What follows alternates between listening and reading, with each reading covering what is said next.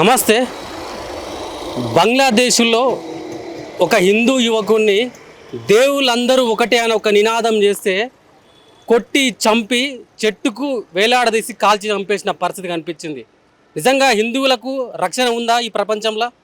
So మాట్లాడి తెలుసుకునే ప్రయత్నం చేద్దాం. మనతో పాటు బీజేపీ నాయకులు రాము యాదవ్ గారు ఉన్నారు. అన్న, అతి దారుణంగా మనం చూసే ఉంటాం, హిందూ యువకుడిని కట్టి కాల్చేసి చంపేసిన పరిస్థితి కనిపించింది. అసలు ఈ హిందువులకు ఎక్కడైనా రక్షణ ఉందా ఇక్కడ? అంటే ఈ దేశంలో, ముఖ్యంగా అఖండ భారతదేశంలో భాగమైనటువంటి ఈనాటి బంగ్లాదేశ్ ఒకనాటి ఈస్ట్ బెంగాల్ నుంచి అది పాకిస్తాన్లో 1947 ఆగస్ట్ 14 పాకిస్తాన్లో అది మర్జ్ అవ్వడం జరిగింది. ఆ తరుణాంతరం అది పాకిస్తాన్ నుంచి బంగ్లాదేశ్ 1971 16 డిసెంబర్లో అది బంగ్లాదేశ్గా పిలువబడుతుంది. ఏదైతే ప్రాంతం ఉందో ఆ రోజు 1947 ఆగస్ట్ 14 రోజు the population of Hindus in Pakistan it was 28 to 30% when the country was bifurcated from the India, which is a part of the East Bengal. So ఆ ప్రాంతం మళ్ళీ పాకిస్తాన్ టు బంగ్లాదేశ్లో మర్జ్ అయినప్పుడు the population was 20%. So the today population Hindus in the Bangladesh is 7% to 8%. It means ఏదైతే బంగ్లాదేశ్లో హిందువులకు రక్షణ లేదనడానికి అది ఒక డీటెయిల్డ్ ఇన్ఫర్మేషన్, టెక్నికల్ ఇన్ఫర్మేషన్. అంటే 20% నుంచి 7%, 13% Hindus have been killed by the Bangladesh Muslims. అంటే మన దేశంలో కూడా చాలా మంది ముస్లింలు ఉన్నారు, బంగ్లాదేశ్లో హిందువులు ఉన్నారు. ఇక్కడ ముస్లింలకు స్వేచ్ఛ ఉంది, మరి అక్కడనే బంగ్లాదేశ్లో ఉన్న హిందువులకు ఎందుకు స్వేచ్ఛ లేదని ఒక క్వశ్చన్ బయటకు వస్తుంది. మన దౌర్భాగ్యం ఏంటంటే ఈ కమ్యూనిస్టు కాంగ్రెస్ వాళ్ళతో ఇదే సమస్య. ఎక్కడో ఏదో దేశంలో ఏదో సంఘటన జరిగితే, అంటే పాకిస్తాన్ మీద చీమ గుట్టినా కూడా ఈ కాంగ్రెస్ ప్రభుత్వం గింజుకుంటుంది, ఎక్కడికక్కడ గింజుకుంటుంది. అంటే మరి ఇదే మన సోదరులు, మన దేశం నుంచి విడిపోయిన బంగ్లాదేశ్లో ఉన్న హిందూ సోదరుల పైన ఈరోజు దీప్ దాస్ పైన జరిగిన సంఘటన, ఆ మారణ కాండం ఏదైతే చూస్తూ ఉంటే అది ఒక ఉద్యమం కాదు, అది అసలు చరిత్రలో కనీవిని ఎరగని తీరులో ఈ మోడర్న్ ప్రపంచంలో అలాంటి సంఘటన చూస్తూ ఉంటే ప్రపంచం మొత్తం ఉలిక్కి పడుతున్న సంఘటన ఈరోజు బంగ్లాదేశ్లో జరిగిన సంఘటన. అయినా కూడా మన దేశంలో సోకాల్డ్ ఎవరైతే సెక్యులరిస్ట్ అనే ముసుగులో ఈ దేశంలో చాలామంది ఈ దేశంలో ఉన్న వనరులని ఈ వాతావరణాన్ని ఎంజాయ్ చేస్తూ ఎల్లవేళ విదేశీ సంస్కృతిని పొగుడుతున్న కొంతమంది సోకాల్డ్ ఇంటెలెక్చువల్స్ ఉన్నారు. ఈ రోజు ఎందుకు మాట్లాడలేకపోతున్నారు? వీళ్ళకు కళ్ళు కనబడతలేవా, చెవులు వినబడతలేవా, కళ్ళు కాకులు పొడిచినాయా? ఇది కాంగ్రెస్, అది కమ్యూనిస్ట్ కుక్కలు ఎందుకు మాట్లాడలేకపోతున్నారు అనేది బాధ. అంటే ఎక్కడైతే చిన్న చిన్న సంఘటనల పైన బీజేపీ హిందువులు కేవలం మతోన్మాదంతో ఈరోజు మతాలను అడ్డుపెట్టుకు రాజకీయం చేస్తారని చెప్తుంటారు కదా సోకాల్డ్ కమ్యూనిస్ట్ కాంగ్రెస్ వాళ్ళు. మరి ఈరోజు సిగ్గు శరం ఉండాలి కదా. ఈరోజు మన సోదరుల పైన ఈరోజు బంగ్లాదేశ్లో ఈ విధంగా మారణకాండము చూస్తూ ఉంటే ఓడి కూడా స్పందించే పరిస్థితులు లేరు, ఎక్కడ కూడా ప్రెస్ మీట్ పెట్టే పరిస్థితి లేదు, ఎక్కడ కూడా దాన్ని వ్యతిరేకించే పరిస్థితి మనం ఎక్కడ ఏ మీడియాలో చూడట్లేదు.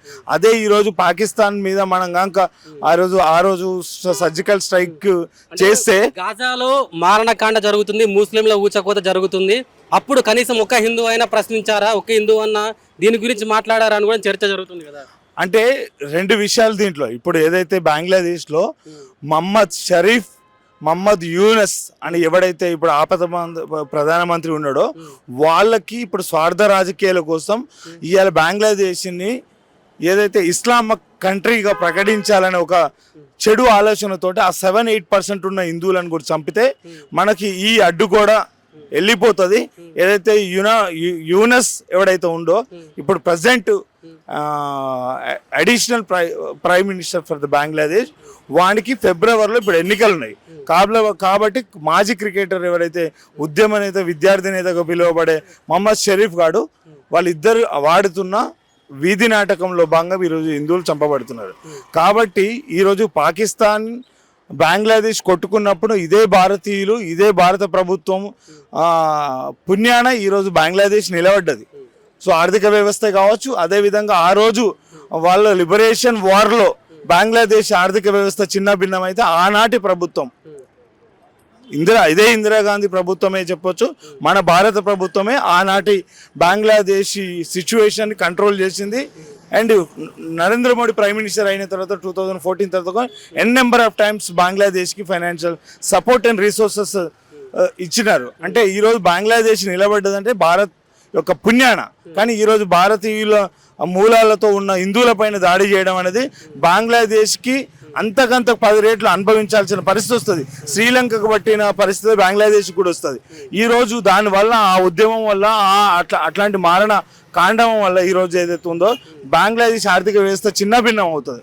అక్కడ ఉన్న ఎలాంటి వనరులు కూడా ఉండవు, ఎలాంటి ఎంప్లాయ్మెంట్ స్కోప్ లేదు, వాళ్ళకి దీనివల్ల వచ్చే లాభం లేదు. కేవలం హిందువుల పైన దాడి చేయాలి.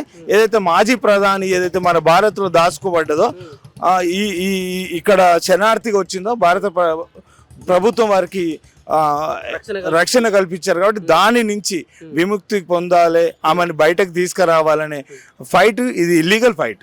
ఇది ఒక paid movement in the Bangladesh. మరోవైపు ఇక్కడ నార్త్ ఈస్ట్ రాష్ట్రాలకు సంబంధించి ఈ భూభాగాలన్నీ మా బంగ్లాదేశ్కే సొంతం అని చెప్పేసి కూడా వాళ్ళు నినాదాలు చేస్తున్నారు. దాని గురించి ఏం చెప్తారు? అంటే ఈ ఇస్లామిక్ కుక్కలు ఎవరైతే ఉన్నారో, ఈ చదువుకొని మూర్ఖులు, ఈ అవలే కుక్కలు ఏదైతే ఉందో తెలివిలేని కుక్కలు అయితే వాళ్ళకు జాగ్రఫికల్ ఇన్ఫర్మేషన్ కానీ లేకపోతే బయాలజికల్ ఇన్ఫర్మేషన్ కానీ వాళ్ళకి తెలియదు. కేవలం ఏంటంటే ఒక మూమెంట్ తీసుకురావాలి, artificial paid movement in the Bangladesh at present situation to kill the Hindus అంతే. దీని వెనకాల ఏమి ఎజెండా లేదు. సో బంగ్లాదేశ్ నుంచి వచ్చిన మాజీ ప్రధాని భారత్లో ఉంది కాబట్టి ఆమెని బ్లాక్మెయిల్ చేసి తీసుకుపోవాలనే ఒక ప్రాసెస్. రెండవది బంగ్లాదేశ్లో ఇప్పుడు మళ్ళీ వాళ్ళ ప్రభుత్వం రావాలనే ప్రాసెస్లో మహమ్మద్ షరీఫ్ అండ్ మహమ్మద్ యూనస్ గారు చేస్తున్న కుట్ర ఇది, అంతే తప్ప ఏం లేదు. దీంట్లో హిందువుల పైన దాడి జరుగుతూ ఉంది.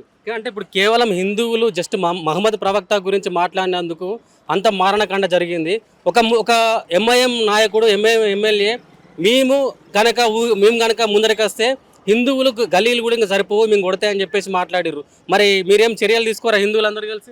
అంటే మన హిందువులందరికీ సిగ్గు శరం ఉండాలి. ఎందుకంటే ఈ దేశంలో 80% ఉన్న హిందువులము, అదే మైనార్టీస్కి పిలువబడే ఈ ముస్లింలకు, క్రిస్టియన్స్కి మనము స్వేచ్ఛా వాతావరణాన్ని ఇస్తున్నాము, రాజ్యాంగంలో హక్కు ఇస్తున్నాము, ఎన్నికల్లో పోటీ చేస్తున్నారు, పదవులు అనుభవిస్తూ ఉన్నారు. ఇవాళ రాష్ట్ర ప్రభుత్వాల కేంద్ర ప్రభుత్వాలలో మంత్రులు అవుతున్నారు, అదేవిధంగా ఐఏఎస్ ఆఫీసర్లు ఉన్నారు. అన్ని డిపార్ట్మెంట్లో వాళ్ళకి స్వేచ్ఛా వాతావరణాన్ని మనం భారత ప్రభుత్వం కల్పిస్తుంది. Because we are a secular country. So we are protecting minorities in India. Whereas బంగ్లాదేశ్లో మైనారిటీస్గా పిలువబడే మన హిందువులకు 7 to 8% ఉన్న మన హిందూస్కి this no protection at all. ఈ టైంలో ఏదైతే మీరు చెప్పారో ఎంఐఎం గుండెలు, ఎంఐఎం పార్టీకి సంబంధించిన అక్బర్ వసీద్దీన్ కానీ లేకపోతే వాళ్ళ ఎమ్మెల్యేలు మాట్లాడిన తీరు, ఒకడు అంటాడు 15 నిమిషాలు ఇస్తే ఈ దేశాన్ని ఏదో చేస్తామంటాడు, ఒకడు అంటాడు మేము తిరిగి దాడి చేయడం స్టార్ట్ అయితే వీధి అంటే ఇదంతా హిందువుల చేతగానితనంగా నేను భావిస్తున్నాను. హిందువులు ఏమంటే కేవలం గుడికి వెళ్ళి కొబ్బరికాయ కొట్టి వాళ్ళ స్వార్థమైన కోరికలు కోరుకొని బయటికి వెళ్తే నా పూజ అయిపోయింది అనుకుంటారు. అది కాదు. ధర్మం పైన, సిద్ధాంతం పైన, మన దేశం మీద, మన సంస్కృతి మీద దాడి జరిగినప్పుడు తిరుగు దాడి చేసే శక్తి ఎప్పుడైతే ఈ దేశంలో ఉన్న హిందువులకు 80% ఉన్న హిందువులకు వస్తుందో రావాలి. రాకపోతే మరో బంగ్లాదేశ్ ఈ భారతదేశం కూడా అవుతుంది. ఎందుకంటే ఆ రోజు బంగ్లాదేశ్ పాకిస్తాన్ బైఫర్కేటెడ్ వాళ్ళ పర్సంటేజ్ 30 to 7కి వచ్చింది. అదే రోజు 7% ఉన్న వాళ్ళు ఈరోజు 17%కి వచ్చారు మన ఇండియాలో. అంటే మనం ఎంత ఫ్రీడమ్ ఇస్తున్నాం. 17 కాస్త 40 అయిందనుకో మన పరిస్థితి ఏంది? కాకపోతే మనం ఇప్పటికి కూడా కళ్ళు కొంచెం తెరుచుకొని మనం ప్రవర్తించే తీరు పర్ఫెక్ట్గా ఉంటే ఎప్పుడైనా హిందువుల పైన దాడి జరిగిన ప్రతి హిందూ అంటే irrespective of the political parties, so ఇలాంటి సిచ్యువేషన్లో అందరూ కూడా ఒత్తిడి తీసుకురాకపోతే భవిష్యత్ మన మనుగడ చాలా ప్రశ్నార్థకం అని నేను భావిస్తాను. మోడీ గారు కేవలం ఎన్నికల ముందే ఇటువంటి వ్యవస్థ గురించి మాట్లాడతారు.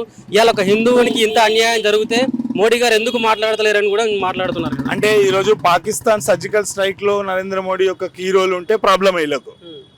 ఎందుకంటే పాకిస్తాన్ మన మీద కాల్చాలి, మనం చూడాలి, అప్పుడు మన వాళ్ళకి కండు చల్లబడతాయి. ఎవరికి? కమ్యూనిస్టులకు.